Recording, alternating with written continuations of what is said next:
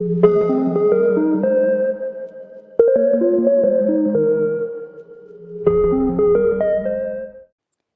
friends, this is Dr. Mamta Rathi.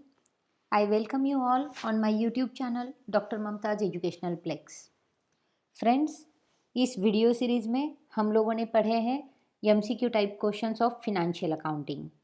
आज के इस वीडियो में हम देखेंगे कंसाइनमेंट अकाउंटिंग के मल्टीपल चॉइस क्वेश्चन। तो शुरू करते हैं फिनेंशियल अकाउंटिंग के कंसाइनमेंट अकाउंट के साथ। The relationship between consignor and consignee is that of employer and employee, business partners, owners and servant, principal and agent. Relation जो होता है कंसाइनर और कंसाइनी में वो प्रिंसिपल और एजेंट का होता है। Option D is the correct answer. Consignee becomes consignor's debtor when the goods are shipped by the consignor, received by the consignee, sold by consignee, return bye consignee. अब consignment में क्या होता है कि कंसाइनर कंसाइन करता है उसके goods consignee को और consignee on behalf of consignor वो गुड्स सेल कर देता है। Consignee is kind of agent in this process. So जब भी कंसाइनी उसके गुड्स सोल्ड कर देता है तो कंसाइनी जो है वो कंसाइनर का डेटर बन जाता है। So option C is the correct answer.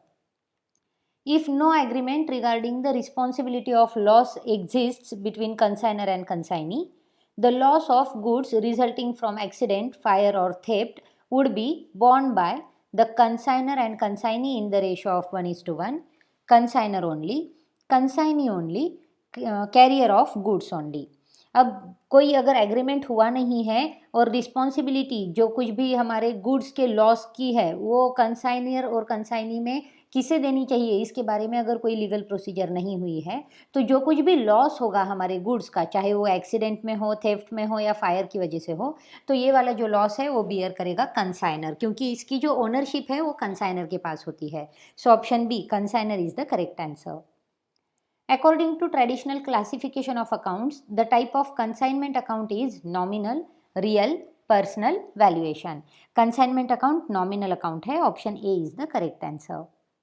Del Credere commission is calculated on cash sales only, credit sales only, total of both cash and credit sales, cost price of goods sold.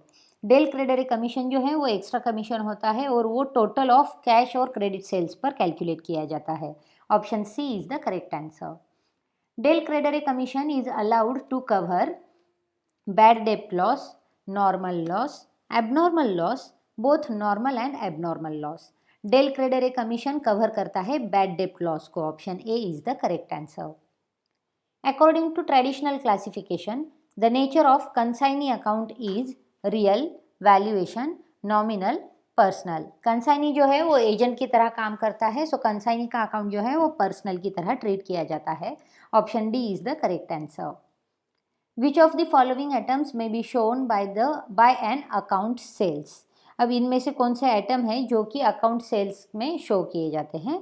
Type and quantity of goods sold, per unit sales price, consignee's commission and expenses, all of the above items may be show by an account sales. Account sales जो है ये एक document है जो कि prepare किया जाता है कंसाइनी की ओर से और इसमें जो इन्फॉर्मेशन होती है उसमें सारे डिटेल्स होते हैं कि कितनी क्वांटिटी हमने सोल्ड की है, कितनी क्वांटिटी हमारे पास स्टॉक में है, कितने यूनिट्स हम लोगों के पास है, साथ ही साथ कंसाइनी ने कितना कमीशन लिया है, साथ ही साथ कंसाइनी ने कौन से एक्सपेंसेस पेड किए हैं। तो सारी जानकारी हमारी अकाउंट सेल डॉक्यूमेंट में, अकाउंट सेल स्टेटमेंट में आती है। So option D is the correct answer. Proforma invoice is a document which is prepared by. Proforma invoice जो है वो प्रिपेयर किया जाता है कंसाइनर के थ्रू और वो सेंड किया जाता है कंसाइनी को व्हाइल डिस्पैचिंग द गुड्स। जब भी गुड्स कंसाइनर कंसाइनी को सेंड करता है एट दैट टाइम वो उस गुड्स के साथ ही ये प्रोफार्मा इनवॉइस भी सेंड किया जाता है। अगेन प्रोफार्मा इनवॉइस में भी सारे डिटेल्स होते हैं कि कौन से गुड्स कौन सी क्वांटिटी में हमने भेजे हुए हैं। So option A consignor is the consignor and it is sent to the consignee is the correct option. Which of the following is a correct journal entry to record the loss incurred by a consignment? Loss अगर consignment में incurred हो रहा है तो कौन सी entry उसके लिए की जाती है।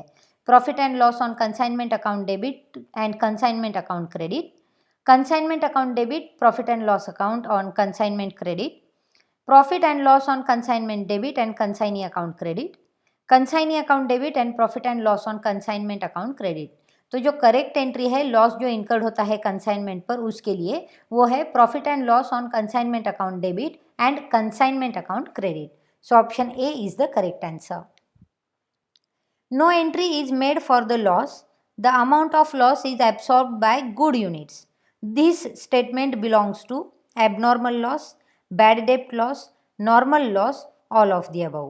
अब लॉस के लिए कोई भी एंट्री नहीं की जाती है और जो अमाउंट है लॉस का वो अब्सॉर्ब किया जाता है गुड यूनिट्स में, तो ये जो है वो नॉर्मल लॉस में देखा जाता है। So option C is the correct answer. Overriding commission is granted to consignee for achieving a specific sales volume or promoting an item in a specific area, selling goods in an ordinary course of business, covering bad debt losses, selling all the goods for cash only. Overriding commission जो है वो consignee को grant किया जाता है specific sales volume को achieve करने के लिए या फिर एक नया प्रमोशन जो नया आइटम है उसका प्रमोशन करने के लिए स्पेसिफिक एरिया में। So option A is the correct answer. A consignee is entitled to a 10% ordinary and a 5% del credit commission if cash sales are 50,000 and credit sales are 25,000 the total commission would be. अब देखिए cash sales plus credit sales पर हमें क्या करना है, तो 10% से हमारा कमीशन पेड करना है और साथ ही साथ 5% से हमारा डेल क्रेडिट कमीशन पेड करना है।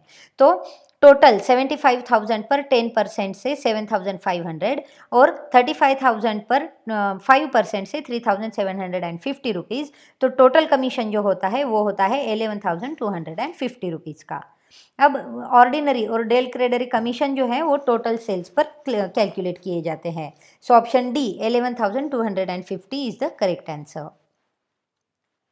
द प्रॉफिट जनरेटेड और loss incurred by a consignment is shown by the goods sent on consignment account, consignee account, consignment account, stock reserve account. Profit हो रहा है या फिर लॉस हो रहा है, अगर कंसाइनमेंट में ये चीज़ें हैं तो वो कहाँ पर देखी जाती हैं, तो वो कंसाइनमेंट अकाउंट में ही हमें मिलती है। So option C is the correct answer. If the consignor is a manufacturer, which of the following journal entry should he make to close the goods sent on consignment account. Consignor अगर manufacturer है तो वो कौन सी journal entries करेगा, उसके जो goods send किए हैं कंसाइनमेंट अकाउंट के लिए। तो गुड्स सेंड किए हैं तो goods sent on consignment account जो है वो डेबिट होगा और ट्रेडिंग अकाउंट जो है वो क्रेडिट होगा, क्योंकि मैन्युफैक्चरर जो है वो खुद कंसाइनर ही है। सो यहाँ पर दिए हुए जो ऑप्शन है उसमें से option A goods sent on consignment account debit and trading account should be credited, तो ये वाला ऑप्शन ए जो है वो करेक्ट ऑप्शन है। Goods costing rupees 50,000 are consigned at a pro forma invoice of cost plus 20%. The consignment account will be debited by। अब goods 50,000 के हैं, वो प्रोफार्मा इनवॉइस कॉस्ट प्लस 20% से हमने इशू कर दिए हैं, तो 20% से जो प्लस कॉस्ट आती है उसमें 10,000 जो है वो वहाँ पर हमें दिखते हैं, तो टोटल जो गुड्स है या फिर कंसाइनमेंट अकाउंट जो है वो डेबिट किया जाएगा 60,000 रुपीज़ के साथ। So option B 60,000 is the correct answer. Which one of the following is not credited to consignment account? Closing stock, abnormal loss, consignee's commission, stock in transit। Consignment account में consignee का जो commission है वो credit में नहीं लिया जाता। So option C is the correct answer, consignee's commission. Next, which one of the following is not a non recurring expenses in consignment? Godown rent paid by consignee, loading charges paid by consignor, freight and insurance paid by consignor, carriage to go down paid by consignee. अब इसमें से जो non recurring expenses है वो consignor जो paid करता है expenses, वो सारे एक्सपेंसेस जनरली नॉन रिकरिंग होते हैं, लेकिन जो गोडाउन रेंट पे किया जा रहा है कंसाइनी की तरफ से, तो वो वाली जो अमाउंट है वो अमाउंट सेल में रिकवर हो सकती है। So option A godown rent paid by consignee is the correct answer. The consignor does not keep a record of consignment related debtors when a del credere commission is not given to consignee, a del credere commission is given to consignee, an overriding commission is given to consignee, an ordinary commission given to consignee। Consignor consignment के related debtors का record कौन सी time पर नहीं रखता। तो जब भी डेल क्रेडरे कमीशन कंसाइनी को दिया जाता है तो at that time he will not keep record of consignment related data. So option B is the correct answer. A loss which occurs due to natural causes and which is not avoidable is known as abnormal loss, controllable loss, additional loss, normal loss। तो जो natural causes की वजह से loss हो रहा है वो normal loss होता है। So option D is the correct answer. Which of the following expenses should not be taken into account while calculating the value of stock on consignment. Consignment पर स्टॉक वैल्यू को calculate करते हुए इनमें से कौन से अकाउंट है जिसको हम इसमें से कौन से एक्सपेंसेस है जो कि हम ध्यान नहीं देते। Freight paid by consignor, insurance paid by consignor, carriage to go down paid by consignee, selling and marketing expenses paid by consignee. तो वैल्यू ऑफ स्टॉक कंसाइनमेंट पर कैलकुलेट करने के लिए selling and marketing expenses paid by consignee को हम नहीं देखते। So option D is the correct answer. In consignment, the ownership of goods remains with the consignor only, as we have been discussed earlier। जैसे कि मैंने पहले बताया, consignment में कंसाइनी जो है वो एजेंट की तरह काम करता है और कंसाइनर के बिहाफ पर वो गुड्स सेल करता है। तो जब तक वो गुड्स सेल नहीं होते तब तक उसकी ओनरशिप कंसाइनर के पास होती है। Option A is the correct answer. Mr. Rathi of Mumbai consigned goods to Mr. Zakhotia of Nashik. The following selected data is provided to you. Goods consigned 2000 units at the rate rupees 100 per unit. Goods sold 1900 units at the rate rupees 1200 per unit. Unsold stock with consignee 100 units. Non-recurring expenses paid by the consignor 2400. Non-recurring expenses paid by consignee 1600. Recurring expenses paid by consignee 1000. Based on the data given above, the value of stock of consignment is। Now अगर हम competition करें तो हमारे पास जो 100 units stock में है अभी भी, क्योंकि 1900 यूनिट्स सोल्ड किए हैं और 2000 यूनिट्स हमारे पास कंसाइन किए गए थे, तो 100 यूनिट्स स्टॉक में है। और प्लस उस 100 यूनिट्स को हमें क्या करना होगा, प्रोपोर्शनेट नॉन रिकरिंग एक्सपेंसेस के साथ देखना होगा।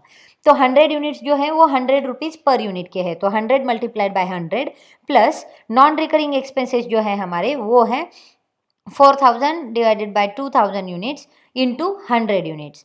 तो हमारे पास जो इक्वेशन आता है वो है 10,000 प्लस 200 यानी कि 10,200 का। So option C 10,200 is the correct answer. Option D 10,200 is the correct answer. Next, a loss that is highly controllable or avoidable is referred to as insured loss, intentional loss, normal loss, abnormal loss। जो loss controllable नहीं है या फिर जिसे हम avoid नहीं कर सकते, हाईली अनकंट्रोलेबल है, हाईली कंट्रोलेबल है, तो वो है abnormal loss. Option D is the correct answer. If del credere commission is given, the consignee will debit the amount of bad debts to consignor account, commission received account, trading account, debtors account। Del credere commission अगर दिया जा रहा है तो consignee debit करेगी amount of bad debts commission received account को। Option B commission received account is the correct answer. Which of the following accounts will be credited by the consignee when he sales the goods? Sales account, consignor account, inventory account, commission received account. Consignee जब भी उसके goods को cell करेगा तो ये account जो credit होगा वो कंसाइनर अकाउंट क्रेडिट होगा। Option B is the correct answer. Which of the following is a correct journal entry in the books of consignee when he pays expenses in respect of consignor?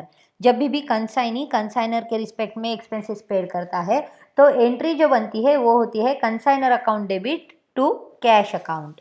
Option A consignor account debit to cash account is the correct answer. Which of the following is a correct statement about stock on consignment? It is shown on the credit side of consignment account. It is shown as an asset in the balance sheet in consignor's books. It is not recorded in consignee's books. All the above statements are correct. तो जो भी stock होता है consignment पर वो credit side में लिखा जाता है कंसाइनमेंट अकाउंट के, साथ ही साथ बैलेंस शीट में भी लिखा जाता है एसेट साइड में, और कंसाइनी के बुक्स में इसका कोई भी एंट्री नहीं होती। सो option D all of the above is the correct answer. The nature of goods sent on consignment account is real, nominal, personal, valuation. Goods sent on consignment account जो है वो nominal account है. Option B is the correct answer. Which one of the following is a correct statement about stock reserve? Stock reserve के बारे में इनमें से कौन सा statement correct है? It is shown on debit side of the consignment account. It is shown as deduction from stock on consignment in the balance sheet. It is a removal of excess price or loading from stock on consignment. All of the above statements are correct. अब इसमें सारे statement जो है वो correct है क्योंकि stock reserve जो है वो कंसाइनमेंट अकाउंट के डेबिट साइड में लिखा जाता है, साथ ही साथ वो डिडक्ट किया जाता है कंसाइनमेंट के स्टॉक में जब भी बैलेंस शीट में हम लिखते हैं, और रिमूवल या फिर एक्सेस प्राइस जो होती है, लोडिंग जो होती है स्टॉक ऑन कंसाइनमेंट में, ये वो वाली अमाउंट यहाँ पर होती है. So option D, all of the above is the correct answer. So friends, here we have completed our consignment accounts multiple choice questions. I hope you have enjoyed all these questions and these questions will be beneficial for you in your studies, in your exams. If you like this video, kindly comment on this video and kindly share this video with your friends also. We will meet in next video series. Till then, keep watching, keep sharing and compulsorily keep subscribing also. Thank you.